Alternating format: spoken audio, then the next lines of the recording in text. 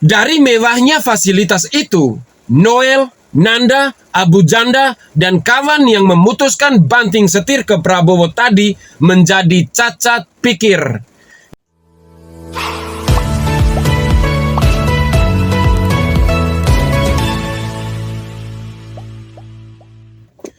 Dulu, banyolan terlempar bahwa menjadi seorang presiden adalah mimpi bagi Prabowo Subianto. Tapi beda lagi dengan yang sekarang.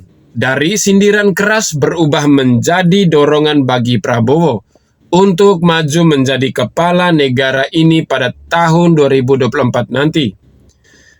Abu Janda, awas kalau terlalu keras dorong bisa kejungkel Prabowo-nya. Latar belakang Abu Janda ini sangat menunjukkan keantiannya dengan Ketua Umum Gerindra itu. Semua nampak dari konten yang dibuat dalam kanal YouTube-nya. Parodi berbumbu sindiran terus diproduksi pria bernama asli Permadi Arya itu untuk menguliti Prabowo Subianto. Tapi entah mengapa antinya terhadap Prabowo tiba-tiba saja menguap di udara. Abu Janda banting setir untuk mendukung mantan politisi Golkar itu. Keinginan Prabowo menjadi nomor satu di negeri ini adalah satu visi dan misi yang akan dijalankan Permadi. Dia yang dulunya rasional dan berpikir kritis terhadap tindak tanduk seorang Prabowo, kini menjadi lembek. Padahal, akhir-akhir ini banyak kasus menghampiri karena langkah semena-mena Prabowo yang menyimpang dari job disk-nya sebagai Menhan RI. Polemik itu muncul karena diajukannya proposal perdamaian antara Ukraina dan Rusia yang bertentangan dengan konstitusi negara dan mengandung pelanggaran HAM.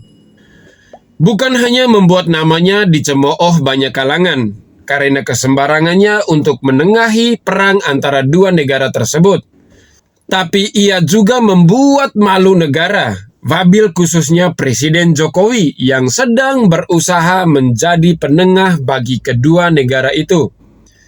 Atas persoalan pelik itu, Prabowo banyak menuai kritik dari publik. Tapi tidak dengan si anak buah yang punya logika berpikir sinkron dengan realita, layaknya Abu Janda. Sepertinya dia sudah kehilangan kebebasan untuk mengomentari perilaku Prabowo. Lawong dia saja sudah berada di kandang macan, mau disikat dan di bumi hanguskan karena kritikannya nanti. Ya, demi cuan dan eksistensi yang kuat untuk mendongkrak posisinya, ia keluar dari barisan Ganjar Pranowo. Saya kira kreasinya dalam menyuarakan opini itu bakalan bertahan lama. Ternyata hanya sebentar, karena keburu tergerus dengan cuan politik yang lebih menggoda. Sekarang penyakit itu menular ke orang-orang yang lemah imannya.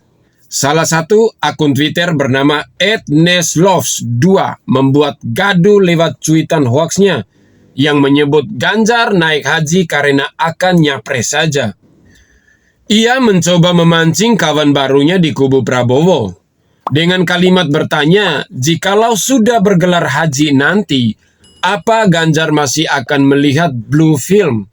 Sangat keterlaluan. Pertama, Ganjar sudah menunaikan ibadah haji sebelumnya. Otomatis ke Baitullah ini bukan yang pertama, karena niatnya untuk beribadah dan berdoa. Selain itu, kenapa masih mengeluarkan hal yang non-substantif melalui ranah privasi dari seorang Ganjar? Bersikap dewasa nyatanya tidak selalu dimiliki orang yang berumur 18 tahun ke atas. Nanda adalah salah satu cerminan yang membuktikan kekanak-kanakannya muncul tatkala keputusan diambil untuk pindah haluan demi yang lebih dari sederhana. Ya, sama dengan Permadi, Nanda terhipnotis dengan pundi-pundi rupiah dan posisi yang ditawarkan kepadanya. Namun rekam digitalnya tidak akan hilang begitu saja. Dulu, ia mengungkapkan alasannya kepincut dengan sosok Ganjar karena kesederhanaannya, cerdas, dan baiknya luar biasa. Nyatanya, di atas langit masih ada langit. Ketertarikan itu tergantikan dengan yang lebih dari kesederhanaan Ganjar Pranowo. Prabowo lebih memiliki harta yang berlimpah ruah dibandingkan Gubernur Jawa Tengah itu. Kalau Ganjar mengajak semua yang ada di barisannya untuk sama-sama gotong royong memenangkan kontestasi Pilpres nanti, Prabowo tidak.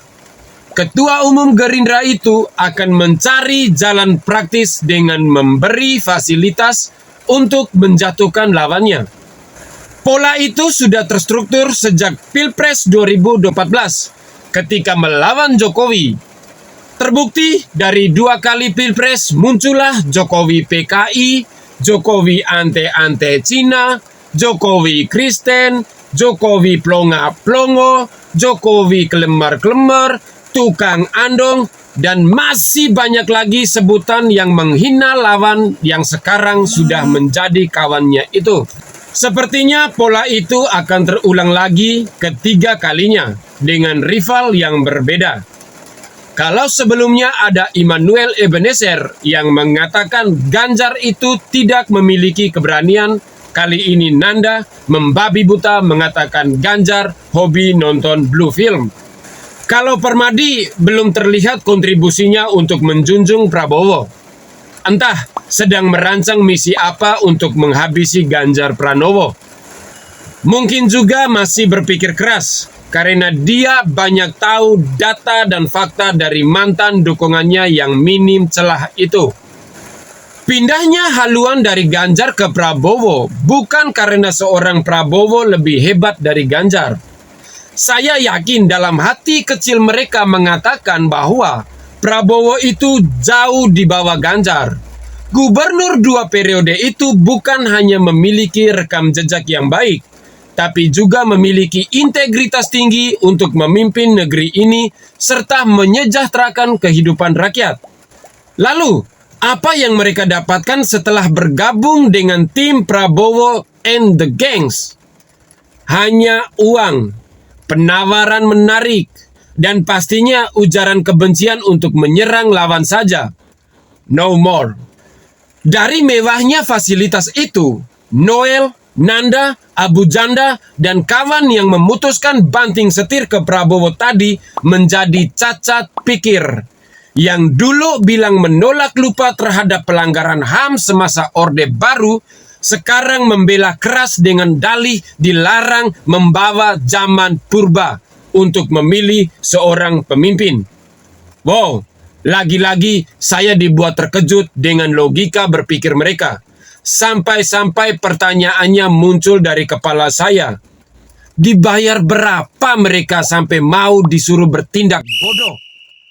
Dijadikan apa mereka sampai mau diperintah untuk menutup mata terhadap data serta fakta yang ada? Baiklah, itu memang perjalanan politik yang dinamis. Tapi ingat, semakin kalian menggencarkan keinkonsistensian ini, rakyat semakin paham mana pemimpin yang menjadikan demokrasi kita suram dan mana pemimpin yang menggembirakan demokrasi dengan perpolitikan yang dibawanya. Akhir kata, saya Mata Kiri pamit undur diri. Salam hormat, salam NKRI harga mati. Wassalam.